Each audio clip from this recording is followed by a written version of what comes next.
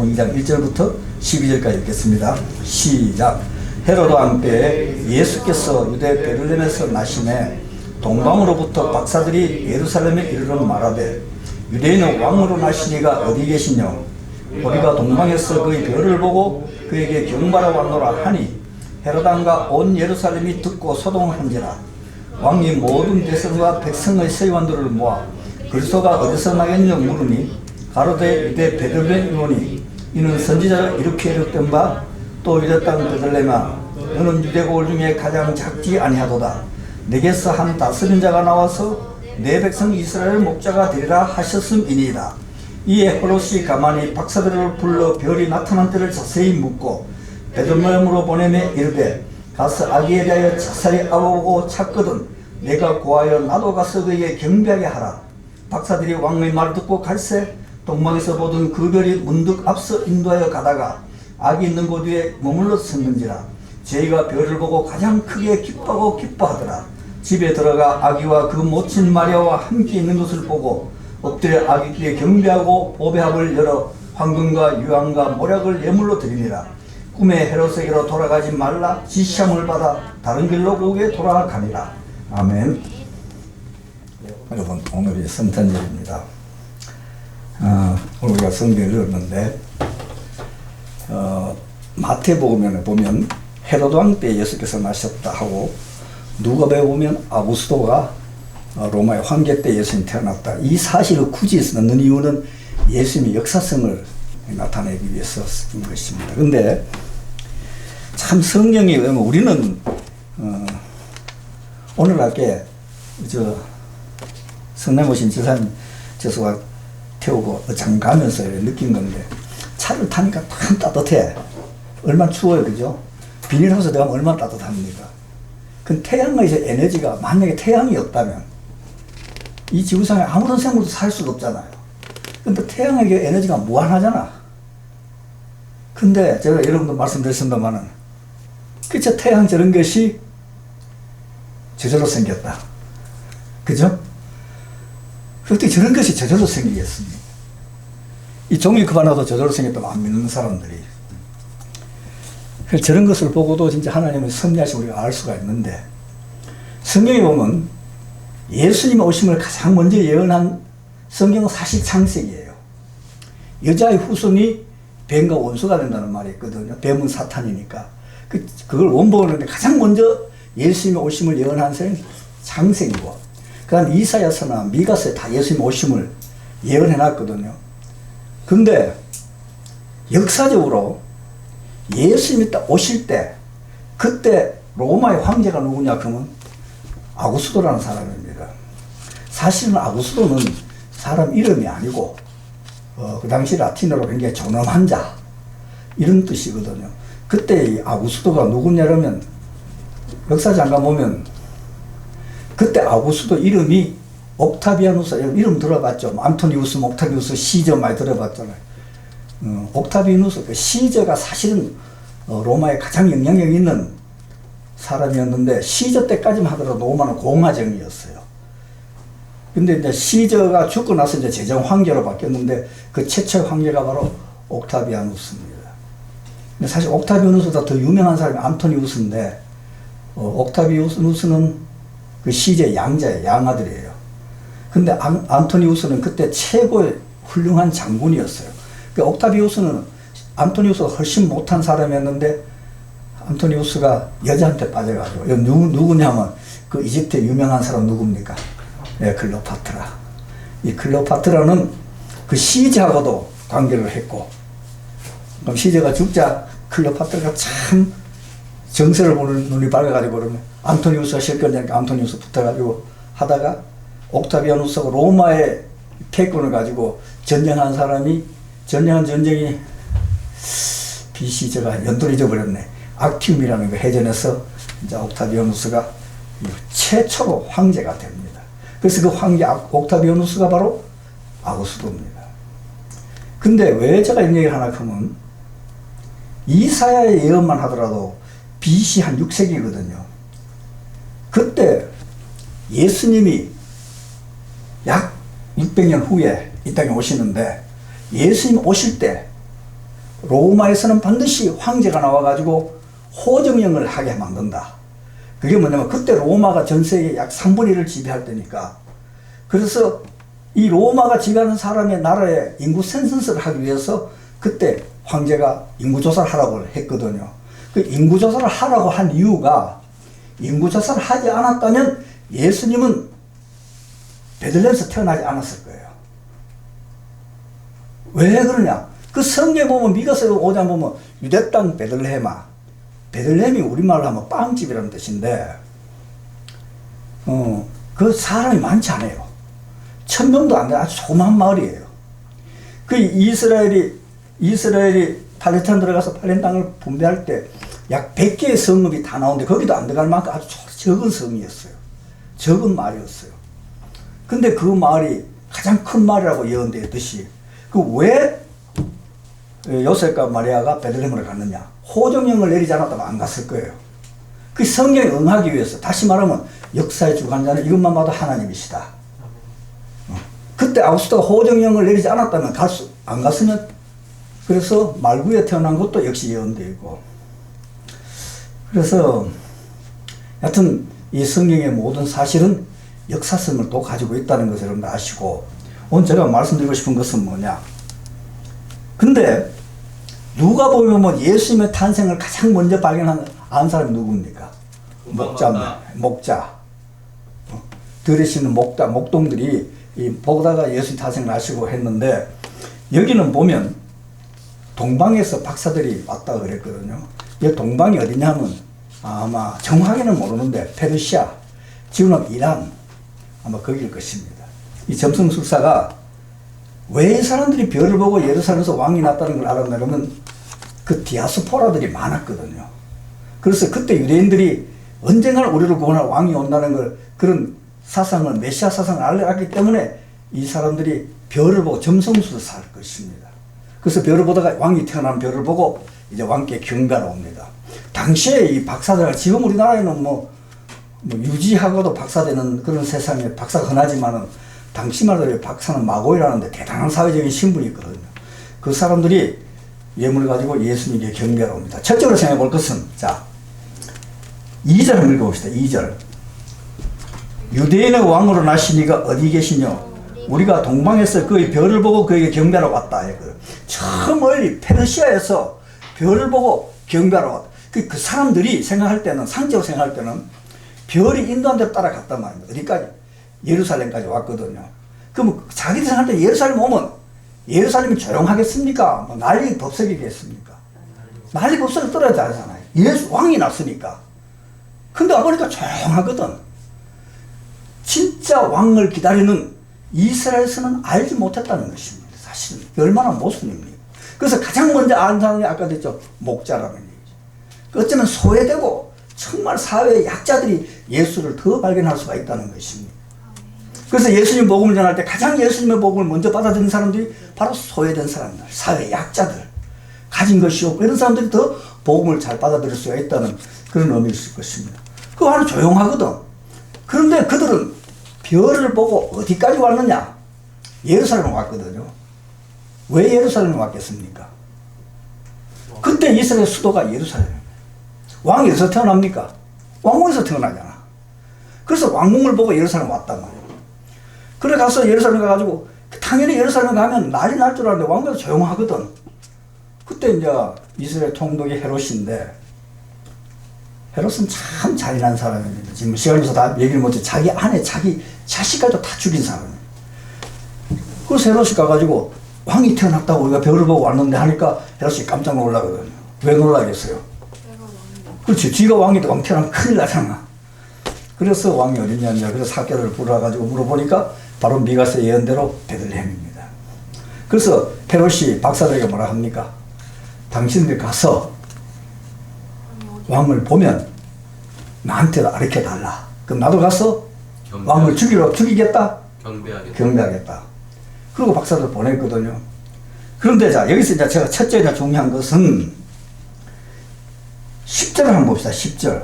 9절부터 시작. 박사들이 왕의 말을 듣고 갈새 동방에서 보던 그 별이 앞서 인도하여 가다가 자기 도중에 예. 동방에서 그 보던 별이 문득 앞에 나타났다는 얘기거든요. 그러면 우리가 이론적으로 여기 문맥상 보면 페르시아에서 쭉 인도하던 별이 예루살렘 와서 딱 끊어졌다는 걸 알 수가 있습니다. 왜 그랬겠느냐? 그들의 상식으로는 당연히 왕국이 태어날 거니까 예루살렘까지만 오면 끝이거든요. 근데 실제로 예수님 태어난 것은 베들레헴입니다. 거기서부터 한 4, 50km 떨어진 곳이거든요. 그런데 그렇게 첫째, 왕은 반드시 왕궁에서 태어난다는 이 세상적인 편견을 예수님 깬 것이거든요. 예수님 말구유가 뭔지 알죠? 네. 말구유 봤습니까? 네. 봤어요. 말구유 뭐로 만듭니까? 나무요. 맞네. 나무 이렇게 파서 만듭니다. 그죠? 그 편견을 버려야 된다는 것이죠. 당연히 왕궁에서 할 것이다. 그래서 별을, 인도를, 저 생각입니다만, 처음에 페르시아에서 출발할 때는 별을 보고 왔습니다. 별을 보고 왔. 근데 끝까지 별을 보고 가야 되는데, 예루살렘 떠올까 진짜 별이 필요 없는 거죠. 왕궁에서 났으라고. 그래서 예루살렘에 와가지고, 모르거든? 그런데 그때 문득 별이 다시 나타났습니다. 다시 나타나서 그 별이 예루살렘에서 어디까지 인도했느냐? 베들레헴까지 인도했거든요. 그래서 우리가 첫째 생각할 것은 우리는 끝까지 예수를 믿는데 여러분들의 편견을 가지면 안 됩니다. 끝까지 우리는 우리 신앙의 기준은 성경이어야 됩니다. 잠시도 한눈 팔면 그 별을 우리를 인도하는 인도자는 우리가 놓쳐버릴 수 있다는 것이죠. 그리고 그래서 그 별이 나타났을 때 10절 한번 읽어봅시다. 시작. 저희가 별을 보고 가장 크게 기뻐하고 기뻐하더라. 네, 제가 오늘 제목이 뭡니까? 가장 크게 기뻐하고 기뻐하라. 네. 이 말이 무슨 말이겠습니까? 기뻐하라. 야, 여러분, 그렇죠. 자, 여기서 제가 얘기를 하겠습니다. 국어에 보면 우리가 소설 쓸 때 어떤 내용을 강조하기 위해서 쓰는 것이 점강법이라고 그럽니다. 점강 강하게 하기 위해서는 첫째, 반복해서 쓰기도 하고, 비슷한 말을 많이 쓰기도 하고, 뭐 비유를 하기도 하고, 여러 가지 하는데, 자, 제가 순서대로 얘기할게요. 자, 기뻐하는 걸 제가 사랑한다로 바꾸겠습니다. 제가 누구를 가장 사랑한지를 맞춰보십시오. 난 보미를 사랑합니다. 두 번째, 나는 석진이를 가장 사랑합니다. 나는 현석이를 가장 크게 사랑합니다. 나는 지혜를 가장 크게 사랑하고 사랑합니다. 내가 가장 사랑하는 사람 누구겠습니까? 지혜. 예? 석진이. 저런 편견을 가지고 신앙생활을 못한다니까. 누구를 가장 사랑한 것입니까? 지혜. 당연히 지혜잖아요. 그죠? 가장 사랑하고 가장 크게 사랑하고 사랑한다 이렇게 표현되어 있잖아요. 성경에 이렇게 표현된 것이 여기가 유일한 것입니다. 예수님께서 특별히 중요한 말을 하실 때는 뭐라고 했습니까? 진실로 진실로. 진실은 이제 두 번은 한 거 있지만 더 이상 없습니다. 여기는 어떻습니까? 기쁨을 어떻게 표현했습니까? 네 가지로 표현했습니다.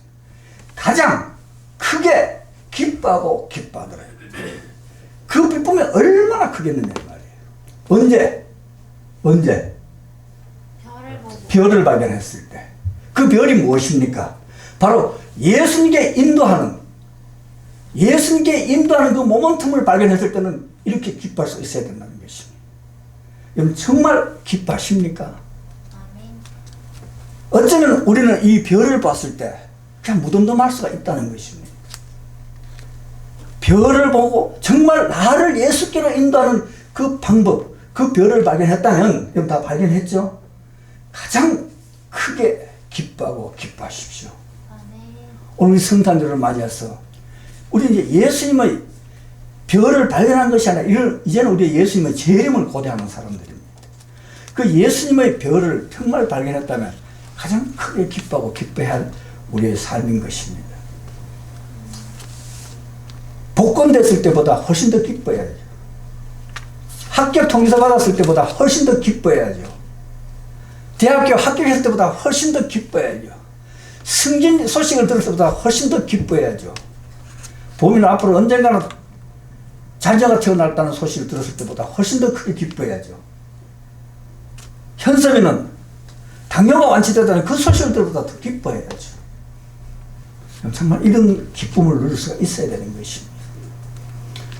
제가 성경에서 이런 기쁨을 저는 느낀 사람을 한 사람 얘기를 한다면 저는 요한복음에 보면 수가성의 여인이 이름 아시죠? 수가성의 여인은 기뻐할 이유가 하나도 없는 사람이었어요. 어쩌면 그 수가라는 마을에 대낮에 물을 길러 갔거든요. 대낮에 물을 길러 가는 사람이 없어요. 어쩌면 창피해서 사람을 피해서 사는 그런 여인일 수가 있다는 것입니다. 그러면 당연히 그 말에서 전혀 인정도 못 받고 어쩌면 손가락질 받는 그런 여인일 수 있었다는 것입니다. 근데 그 여인이 제가 전에 한번 얘기했죠? 내가 예수를 만났다. 그 여인이 예수를 만났다 했을 때 그 수가성에 사는 모든 사람들이 예수께 나왔거든요. 누구 말 듣고? 그 여인의 말을 듣고. 어떻게 어쩌면 멸시받고 천대받고 손가락질 받는 그 여인의 말을 듣고 온 마을의 이장부터 그 유지들이 다 예수께 나올 수가 있었겠느냐. 이것이 우리의 전도였던 핵심일 수가 있다는 것입니다. 왜 그 여인의 내가 예수를 만났다.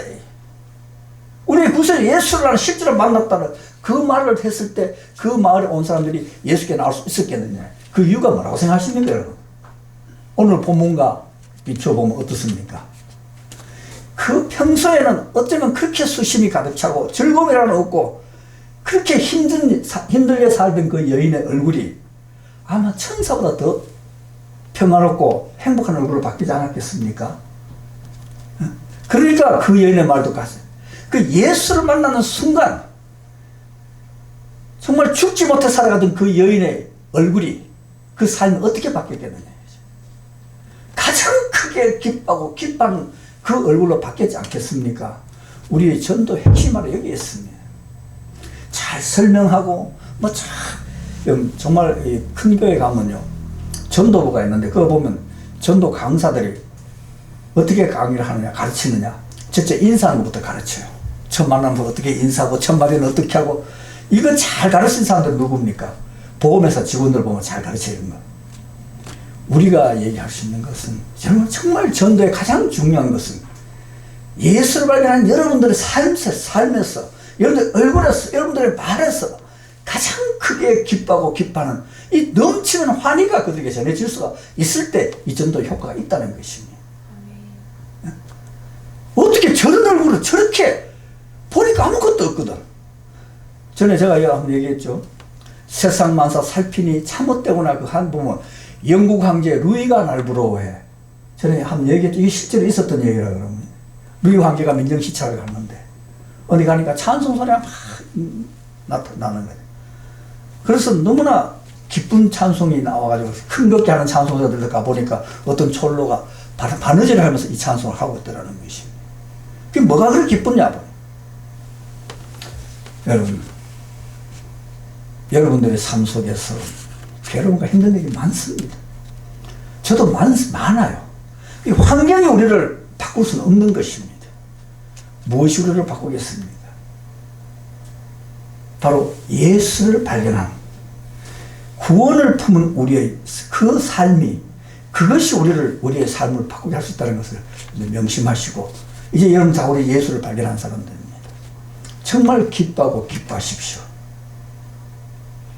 환경이 기뻐할 수 있는 환경이 아니어도 그 수가성의 여인이 예수를 발견하고 그 환경이 바뀌었겠습니까? 환경은 똑같아요. 가장 그 기뻐하는 여러분 되시기를 바라고 그 다음에 그들이 예수께 나올 때 황금과 유황과 모략을 선물 들고 왔다 이러는데 이것은 후대에서 그 황금 왕권을 상징하고 유황은 예수님의 신성을 상징하고 모략은 예수님의 인성 이렇게 얘기하는데 그건 큰 의미가 없고 황금과 유황과 모략이 그것이 뜻하는 바가 뭐죠? 저는 이 선물의 공통된 점은 가장 귀한 것이라는 것입니다. 가장 귀한 것. 여러분들이 예수님께 나올 때 예수님께 우리는 바쳐야 할 물건이 있다면 무엇이겠습니까? 가장 귀한 것을 바쳐야 된다. 우리 모두에게 가장 귀한 것이 뭐겠습니까? 예? 우리 모두에게 가장 귀한 것은 생명입니다. 우리의 생명을 예수께 바쳐야 됩니다. 그래서 성경은 아브라함을 통해서 그것을 우리에게 말씀하고 있습니다. 그 다음 마지막 한 가지만 더 말씀드리고 싶은 것은 12절 한번 읽어보십시오. 다 같이 시작. 헤롯에게로 돌아가지 말라. 지시하심을 받아 다른 길로 고국에 돌아가니라. 여러분 이 성경을 읽었을 때 제가 지금 읽었을 때 여러분 뭐 느낌이 좀 옵니까? 연종이 느낌이 좀 와? 이거는 엄청난 중요한 의미가 있습니다. 헤롯이 누굽니까? 당들의 이스라엘 왕이에요. 그죠? 왕이 그 박사들을 불러가지고 당신들이 예수를 발견하면 그 왕을 보면 나에게도 가르쳐달라. 내가 그 왕을 죽이겠다. 내가 왕인데 왕이잖아. 죽이겠다. 그랬다면 모르지만 뭐 때문에 한다고 그랬었냐. 나도 가서 경배하기 위해서 했다. 누가 명령하고 부탁한 것입니까? 왕이 한 것입니다. 그런데 헤롯에게로 가지 말라는 거는 누가 했습니까? 천사. 근데 어떻게 나타나서 했습니까? 꿈이에요. 그죠? 왕명과 내가 꾼 꿈. 비교가 됩니까? 그런데 그 박사들은 꿈을 믿었다는 것입니다. 우리가 이 세상 살아갈 때 세상의 권력으로부터 세상의 환경으로부터 우리는 끊임없이 우리는 요구를 받습니다. 선택을 받습니다. 왕명과 하나님의 뜻이 다를 때는 여러분 이 쉽겠습니까? 어렵겠습니까? 어려워요. 정말 어렵습니다. 왕이 아니라 시장의 상사 정도만 된다 하더라도 우리에게 태기를 강요할 때 여러분들 과연 하나님의 뜻을 그리고 이때 사탄은 어떻게 요구합니까? 아까 헤롯이 예수를 죽이겠다고 했으면 안 가죠. 경배하겠다. 얼마나 좋은 것이면 야 빨리 헤롯에 가가지고 헤롯을 경배하게 만들. 이 말은 무슨 뜻이냐? 여러분들 성경은 절대 편집하지 마십시오. 무슨 말이냐? 성경이 아니라 하면 아닌 것이에요. 아멘? 아멘. 성경은 아닌 걸 하는데 그것이 지금 환경, 지금 시대, 지금 문화 뭐 이런 것을 따지가 지금 편집되고 있는 세상입니다. 하나님은 한 번 아니라면 사무엘상에 보면 사울이 전에 한번 얘기했습니다만 그 블레셋과 전쟁할 때 분명히 하나님은 어린아이까지 다 죽이라 그랬단 말입니다. 그런데 사무엘에 가보니까 뭐 말소리도 나고 애소리도 나고 그래서 왜 이러냐 그러니까 왜 하나님은 짐승까지도 다 죽이는데 왜 살려놨나? 그때 사울이 왜 살려놨다 그랬습니까? 좋은 것을 하나님께 바치. 그렇죠. 좋은 것을 하나님께 제사를 했다면 소도 있고 양도 있고 말도 있어. 말은 아니고 염소 뭐 그런 게 있어야 된단 말입니다. 그렇잖아요. 사울이 그것을 살려준 것이 나쁜 의미입니까? 좋은 의미입니까? 좋은 의미. 좋은 의미예요. 아까 헤롯이 나에게도 와서 예수의 탄생하리 나쁜 의미입니까? 좋은 의미입니까? 실제로는 나쁘지만은 그것은 좋은 의미예요. 그런데 왜 그들은 다른 길로 갔습니까? 이유는 뭡니까? 간단해요. 좋은 길 나쁜 길 가라. 하나님 다른 길로 가라 하니까 그냥 간 거예요. 우리가 성령을 갈 때 우리는 바른 자세가 바로 이것입니다. 하나님께 제사 지내기위해서 좋은 것을 나눴다. 그때 하나님 뭐라 그러니까 나는 제사보다 무엇을 원한다 그랬습니까? 순종을 원한다 그랬다. 우리는 이것 때문에 정말 시험 드는 경우가 굉장히 많습니다. 다시 한번 여러분들 이 성경을 통해서 여러분 두 가지를 명심합니다. 첫째, 여러분이 정말 별을 발견했다면 가장 크게 기뻐하고 기뻐하십시오. 아멘. 환경은 바뀌지 않습니다. 아멘. 기뻐하지 못하면 그건 가짜입니다. 정말 예수 믿는 사람이 우울증 걸리고 예수 믿는 사람 귀신극장 맨날 하고 카드 때문에 어쩌고 이번에 이거 예수 없는 것입니다. 빗발. 그 다음에 성경과 세상이 다를 때는 주저하지 말고 하나님은 그때 사울이 그랬을 때 사무엘이 뭐라 그러냐 하나님은 변개하지 않는다 그랬거든. 하나님은 한번 뜻을 얘기하면 바꾸지 않습니다. 어떤 경우도 바꾸지 않습니다. 하나님 한번 하지 마라 아니다 하면 그건 아닌 것이에요. 여러분 세상에 어떤 힘 영향이 있는 말이라도 성경과 다를 때는 단호하게 아니요 할 수 있는 여러분들이 대시하는 것입니다. 아멘. 예수님을 발견하기 전에 그들이 왔던 길은 예루살렘을 통해서 왔지만 갈 때는 예루살렘을 거치지 않고 다른 곳으로 갔다면, 여러분들도 예수를 만나기 전에 예수님이 살아온 길과 만난 후에 여러분들이 살아갈 길은 어때야 된다고요? 달라야 되는 것입니다.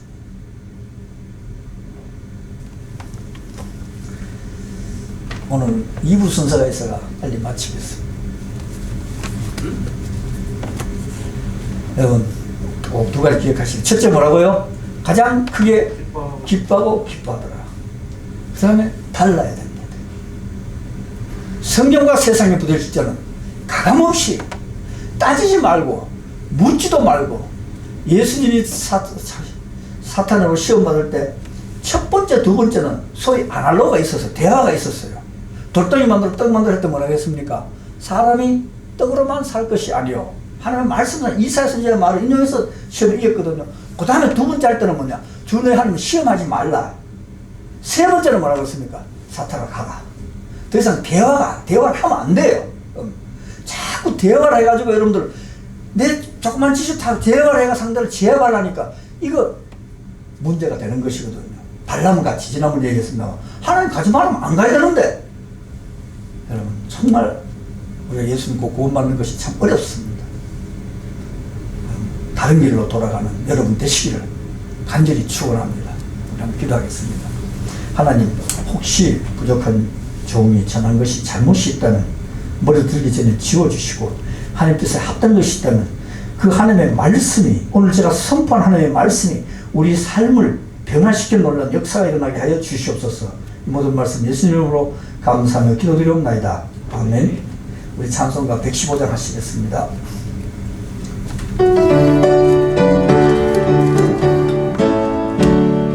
길보다 구주 오셨네, 만 백성 맞아라. 온 교회여 다 일어나, 다 찬양하여라, 다 찬양하여라, 다 찬양하여라.